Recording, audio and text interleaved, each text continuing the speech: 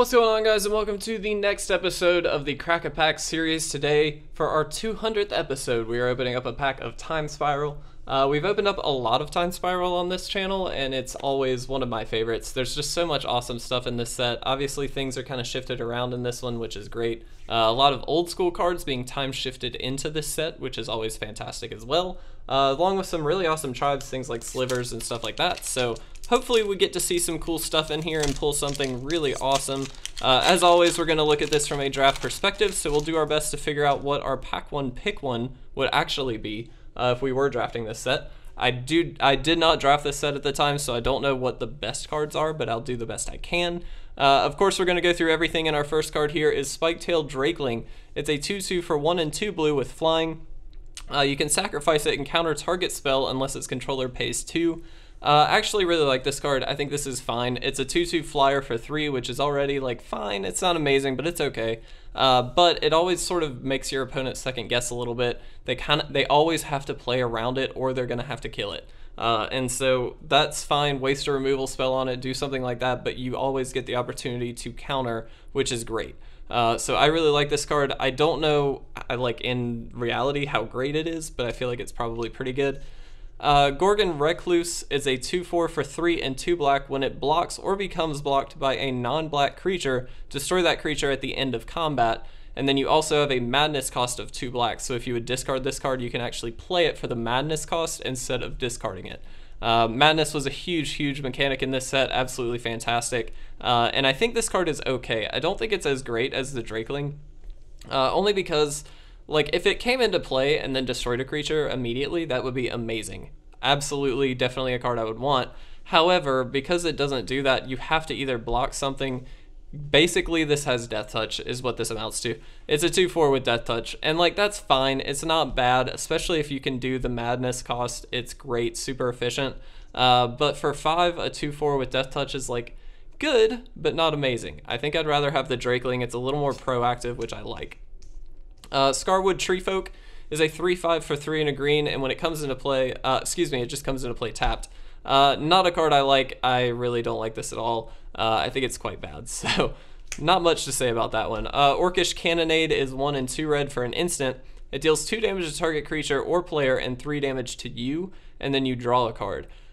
This is, like, honestly probably just okay removal. I don't think it's great. Obviously dealing 3 damage to you isn't great, but it does replace itself, and it's at instant speed, and it deals with creatures or players. It's not just, you know, target creature or anything like that. I feel like I'd still rather have the Drakeling, to be honest, but I do like this card more than it probably seems on the onset. Amorous Scout is a 2/1 for 1 and a white, and you pay 4 and tap it. Search your library for a rebel card with converted mana cost 3 or less, and put it into play, and then you shuffle your library. Time Spiral did have some rebels in it. I don't know that they weren't as pushed as some of the other things, I don't think, but they were quite good. This is obviously one of the key cards in that deck. Being able to search out rebels and being able to just play them is fantastic. So I do like this card, but it does sort of pigeonhole you into the rebel, and I'm not a huge fan of that. Keldon Halberdier, I might be mispronouncing that. I probably am, but it's a 4/1 for 4 and a red. It does have first strike, and it has suspend 4 for 1 red. So instead of playing this for the normal CMC of 5, you can play it for 1, you exile it, and then every turn at the beginning of your upkeep, you remove a time counter. When there is 0 on it, you essentially just get to play this card.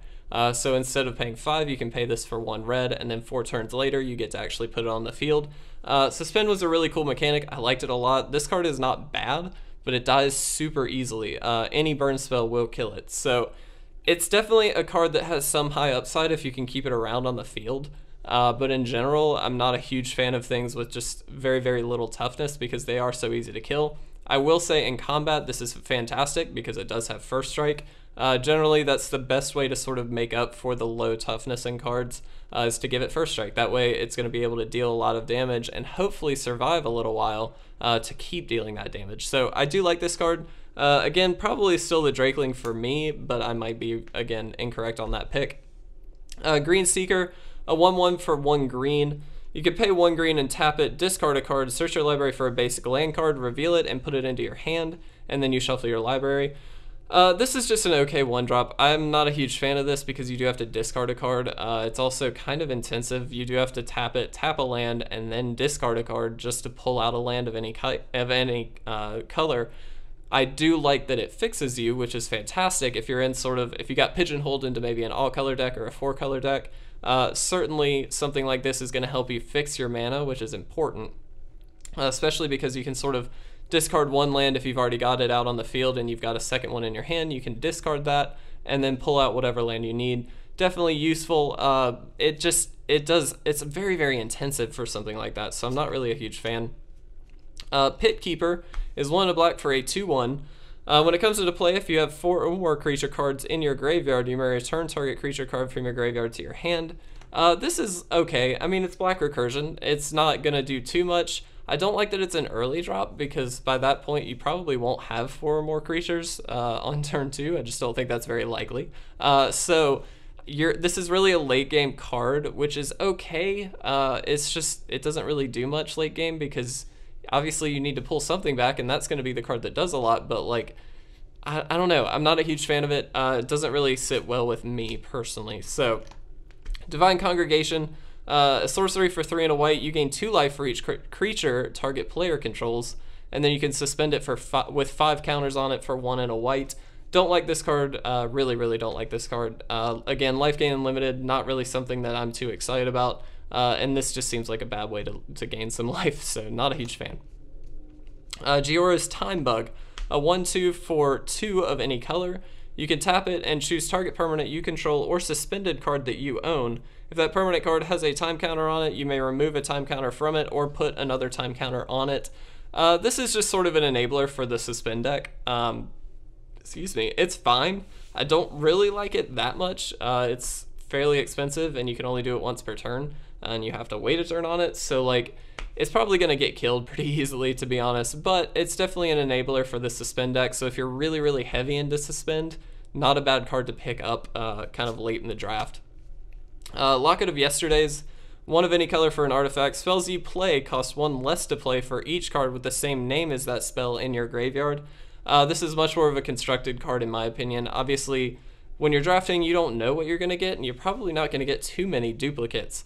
And the cards that you do get duplicates of are not necessarily going to be your best cards. So a card like this, unfortunately, not really made for limited, I don't think. So there's really no way I'd pick it. Evil Eye of Urborg is a 6/3 for 4 and a black. Non-eye creatures you control can't attack, and whenever the Eye of Urborg, becomes blocked by a creature, destroy that creature. This is interesting. I don't know if this is good, to be honest. I feel like it's not. It seems kind of bad, but I'm going to keep it here for now. We might talk about that a little more. Scrib Ranger, 1/1 for 1 and a green. It has flash. It's a fairy. It has flying and protection from blue. Return a forest you control to its owner's hand. Untap target creature. Play this ability only once each turn. This is a really tricksy kind of card. I like it. It's actually really kind of fun in a green deck, I feel like. Very unexpected for a green deck. But I don't think it's necessarily better than the other 2 cards that we have picked. So, and then we have Limdol, the Necromancer. So a 4/4 for 5 and 2 black. Very expensive. Whenever a creature an opponent controls is put into the graveyard from play, you may pay 1 and a black. If you do, return that card to play under your control. If it's a creature, it's a zombie in addition to its other types, and then you can pay 1 and a black and regenerate target zombie. This is a really interesting card. I think I'd pick this. It's really expensive. We also have a time-shifted Avalanche Riders, so a 2/2 for 3 and a red. It has haste and echo of 3 and a red, so basically at the beginning of your following upkeep, after you play this card, you have to pay the echo cost. Otherwise, you have to sacrifice this card. When it comes into play, you destroy target land. I really like this card just in general. It's really powerful, actually. But that being said, it's not really great in limited as much as it is in constructed. Cube draft, absolutely. I think I'd pick the Necromancer.